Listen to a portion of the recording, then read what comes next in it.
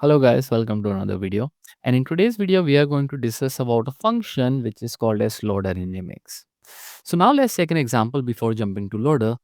Now let's think of traditional React. If you're working on traditional React, so if you want to call an API and if you want to fetch data and populate data in your UI, then you would be ending doing something like this. You would be having a component, and in the component you would be using use effect, and in the use effect you would be calling your API. So I'm using this API, which is a public API, which is going to get me some random result. So even in the postman, you see it is going to get me this result, and in the result I do get an array with some pre-populated data, and this is a URL I'm going to use. So now I'm calling fetch in the use effect. When it is success, then I'm going to parse to JSON, and ultimately whatever JSON I'm going to get, I'm going to assign it to my state. And whenever the state is ready with the data, it is going to print the data in the UI itself. That is how we traditionally work with React app. Now if I save this and run my code, so the URL I have created here is events. It is under events. So I do have only two routes in my application for now, that is events and the index. Here I'm going to pass events and it's going to load. See, right now it is not there, but yeah, it's going to take some time to load the data and it's going to populate the data. That's how the traditional React app works. But if I go and check my network tab by going to inspect network, and if I refresh the page again, now you see there are a lot of calls happening behind the scenes, and some of the call are just for the hot reload module. But the first document I received, the actual page receiving from the server side, and what I am receiving from the server side is just the events, because I am having static heading here in the UI, that is events. But if you know, use effect always runs at client side. Use effect doesn't run at server side. That's why use effect is going to run at client side. It's going to fetch the data when the client renders, or I would say the component is ready to render, and is going to populate the data. But that is not how we used to do in Remix. Remix is server side framework. Remix is all about server side approach. But right now, we are actually calling an endpoint in the client side itself. And the second problem would be the SEO. If you load this page at first time and you see what content you are receiving at the first time when you load this page, it's just the events. You are not actually receiving the event list. And whenever the search engine is going to read this page, so first time they are only going to see this, and they are going to judge your page or rank your page on the basis of this content only, not this content. So it is not SEO way to do it in Remix, because if you want to have a good SEO, then your page should be rendered at the server side. Your content should be ready when it first loads. And the third problem would be it is rendering on client side. Client could have slow machines. Client could have slow network. Then if you are giving more operations to the client machine, then it's going to be a problematic, because we don't know about client machine, right? Whatever it is. Now to solve all this problem, Remix give us a function which is called an loader. Want to define a loader, what you have to do is you need to create a function which is going to named as loader. I'm going to use an arrow definition. You can use function definition as well. And here I'm going to export it. That's how we are going to tell Remix, okay, this is a loader function which is going to be used by Remix. It is not the function which will be utilized by us. All right. So what I'm going to do is whatever I was doing here, I'm going to do it here. I'm going to remove use effect here. I don't need this state. And let's do one thing. Let's comment it out for a while. Now what I'm going to do is I'm going to store the result in a variable result, and this going to parse the data in JSON, and whatever result I'm going to get, I'm just going to return it. Okay, we are returning result.result. That's how our API works. It gives us the field which is called result, and it has an array with all the data. Perfect. Okay, but this is a promise. We need to return an actual data. So I'm going to call this fetch with await, and I'm going to make our function async. Then it's going to fetch actual data for us, and we are going to return the data. So now what I'm going to do is I'm going to return result. Okay. Now if I save this and run my page again. Okay, it was complaining about something.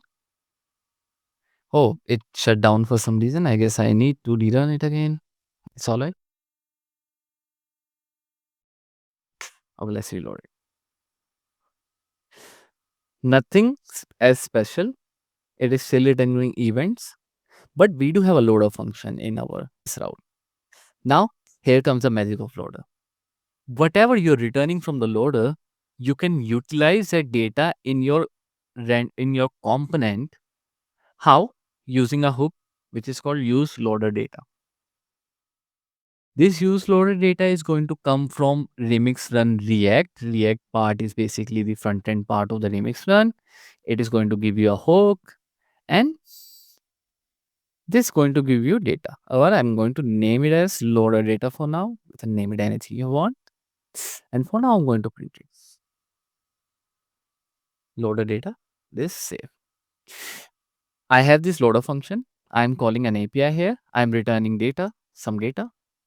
And how I'm utilizing this data in my component, I'm using a hook called useLoaderData, and it is returning the data, whatever data which is being returned from loader, and I'm just printing data here. Now if I save this and run my file again, if I open the console, now you see I am having the actual data, right? If I click this route.tsx, it is showing you the exact path where we are printing the data, and now it is showing you data as well. We have an array of 10 elements. Now, I know this loader data is actually an array of 10 elements. Now what I can do is, maybe I can uncomment it, but this time rather calling event, what if I call loader data? And loader data is an array. Right now Typescript doesn't know about it, but I know internally it is an array. And I'm going to have each element, and each element I'm going to print the name. This is the name value I have. Now if I save this, you see, we have all the data like we had previously with the traditional way of React. But now if I open the network tab, remove everything and load this page for the first time, you see this data is being rendered at the server side. Now what is happening? Here comes the special part of loaders and remix. Loader is a function which provides, let me just move it to right. Okay. Loader is a function which provides data to route component when rendering. So what we used to do is we used to have use effect call the APIs, and we populate the state with the API response and we render the data. But here something special happens. Loader is a special type of function in Remix, which is whatever you perform in the loader, it is going to be performed at the server side of your application. And whatever you're returning from the loader, it is going to be available to the UI or the component side as well. There could be some other definition I could call this loader. It could be a public API resource route in Remix. It could be a get method function in a route. And specifically, it runs at a backend of Remix. Now let's understand the workflow. Okay, this is me. Not the best me, but this is me. I visit a web page events and I see some data, right? But what exactly happening behind the scenes? So whenever you visit the page, what is the first thing happens? The first thing happens is this: loader runs. Whatever you're performing in the loader, it is going to be run. And where it is going to be run? Backend side. Then it is going to return data to the component. But still it is going to be rendered at server side, SSR. It is still not reached to the client side part. It is still at the server side. Now the page rendered with the data populated from loader at the server side. Now the last part, whatever component or the UI, or I would say the route UI we receive at the first load, it's going to be hydrated in the front end. Hydration in the sense is going to attach all the necessary events we applied in the code, which didn't work in the server side but have to work in the client side. So at the end, the hydration going to work. If you guys want to learn about hydration, how exactly it works in the modern JavaScript frameworks, I can create another video. Please do write in a comment. I will consider it for sure. But at the last step, what happens? The page hydrated and you see an actual UI, whatever UI you're receiving from the server side. Now, the benefits. First, we don't need to create unnecessary states. Previously, what I was doing is I was creating a state to handle all the API response. But here, I don't need to do this. Right now, I am returning only one data here. Maybe I can return an object. Here, I can have result as a result, or maybe I can return some other data as well, like events. And if I do something like this, result, and here if I do loader data dot title, it is still going to be same.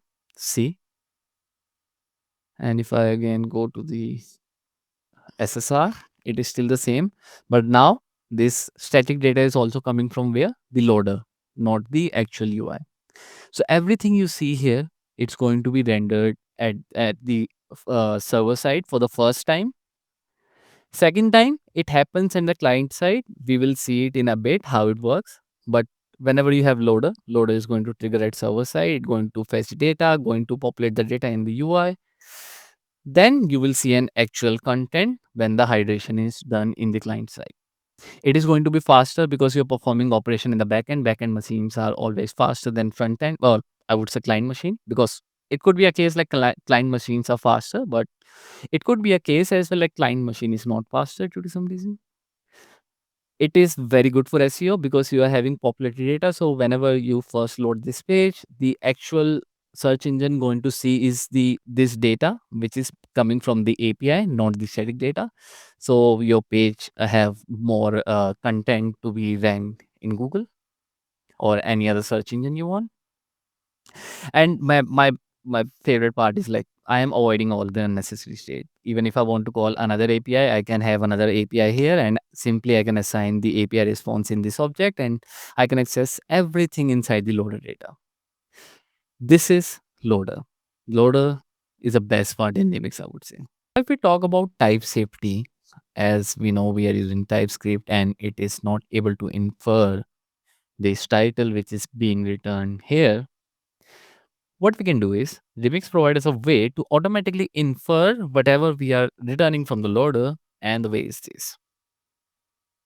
We can call type of operator fetch, or I would say extract the type from whatever function or object you are providing. We are providing this loader here, and it's going to automatically infer whatever it can. So if you see this object, title is a string which is very static field. I would say it is very easy to infer for TypeScript, but result is still unknown. Like uh, it's maybe the result could be anything, right? It could be any JSON. So right now it is not able to infer. So in that case, what you can do is maybe you can define here. It is showing you this. If you want to have more type safety, maybe you can define here. It could have, it's going to be an object which is going to be name and it's going to have a string, which is absolutely fine. Or maybe you can cast this like this way. It is going to be an object, and it's going to be an object. Yes, it's going to have a field string, but it's going to be an array. It's going to be an array of objects which going to have a name string. So here maybe I don't need to define this. Now it infers, it knows the result is of this type. So it automatically infers this as well. So yeah, if the result is already known or the type is already known here, then TypeScript automatically infers. Remix helps TypeScript to infer this loader data. But if it is not known, if it is something coming from an API, then it is something, it is your responsibility to define type here like this. So whatever we have understood so far, we know Remix is server side centric. It is more server side approach than the client side. Now, what if I just remove this UI component here, which is the default component being export in this route? And what if I only keep loader here? Now what's gonna happen? Now if I go back to my route and load this again, you see it is getting me a data. It should be working and it is only throwing this. Let's try to debug it. But if I just return result here, okay, so I'm using some free API and they are throttling me. And maybe I can use some other API for now. JSON placeholder. Let's find some APIs. Let's go with post. Okay, let's copy this. Let's try it out in the Postman. Yes, it is returning me and it does have a title. It's all right. Maybe we can change the title. And I'm going to just put it here. And right now we are just going to return a result. It is giving you the result. And result is this. And maybe we can just change the title here. And it doesn't matter. We are just serializing everything and returning a JSON. When you only have loader in your route, you don't have a default component which actually displays a UI. Then your route treated as a open endpoint, or I would say public endpoint. Now, whenever you're going to trigger this route in your browser or maybe in Postman, it's going to get you the data. Even if I just copy this URL and just try to send a request from a Postman, send get method, see it is returning me the result as well. It should be returning me the title as well. See, these are called resource route in your Remix. When you only have loader, you don't have JSX, those are going to be known as resource route. And this is a resource route for get method. For post put method, we are going to discuss in later video when we are going to learn about actions. This is only for get. But when you define a UI component here, export default function, let's name it component, return hi, and if I save this, now it is throwing me some error. Maybe we can fix it. Okay, it was just a typo. Cool. It is returning me the UI now. It is not returning me the actual result from the loader. But still, if I trigger this route in the Postman, you see it is returning me the UIs now. It is not returning me the response from the from the loader. So now, again, if you don't have this, it will be treated as a resource route in Remix. And if you are having something as known as loader, then it will be a get route. And whatever you're returning from this loader, it is going to be available if you call it from a Postman or some other machine, or maybe in this project itself, if you call this route events, then it's going to return you this result, whatever you're returning from loader. But usually what we do is whenever we want to create resource route, we have a separate folder, maybe called API. And in this API folder, we create whatever route I want to create. Maybe if I want to create a route for post, and here I can create route.tsx, and I can just have loader there. And now if I just go to API post, you have the actual data. Now you can use this URL in your web application as well. Like if you want to have some code which should be run at the backend only, then you can create resource route. If you want to create some reusable component, reusable server side content, I would say server side calls, then you can again create resource route. They are very flexible. You just need to have a loader in your route. It's going to be treated as a resource route. You don't need to create a UI. It is not mandatory. At least UI or loader should be present or action should be present, but we are going to discuss later. But at least out of these three, loader, action, or component, one should be present in your route. So in the next video, we are going to discuss about how your loaders, when you have multi-level layouting, then we are going to see which one is going to trigger first and how you should manage your layouting with the loaders, because each route going to have its own loader. So what would be the best way to manage them? Thank you for watching this video. If you like, please do comment.